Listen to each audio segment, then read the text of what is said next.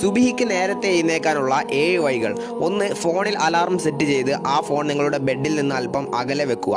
Alarm അടിയുമ്പോൾ അത് of ചെയ്യാൻ നിങ്ങൾക്ക് ബെഡിൽ നിന്ന് കൈ എത്താത്ത അത്ര ദൂരത്തേക്ക് വെക്കുക. അത് ബെഡിൽ നിന്ന് എഴുന്നേൽക്കാൻ നിങ്ങളെ സഹായിക്കും. 2. സുബഹിക്ക് നിങ്ങൾക്ക് ധരിക്കാനുള്ള വസ്ത്രവും മറ്റും റെഡിയാക്കി നിങ്ങൾ എഴുന്നേൽക്കുമ്പോൾ കാണുന്ന ഒരു സ്ഥലത്ത് വെക്കുക. നിസ്കരിക്കാനുള്ള എല്ലാം തയ്യാറായി എന്ന ചിന്ത നിങ്ങൾക്കൊരു പോസിറ്റീവ് എനർജി തന്നേക്കാം. 3. വാങ്ക് കൊടുക്കുന്നതിന് അല്പനേരം മുമ്പേ അലാറം വെക്കുക.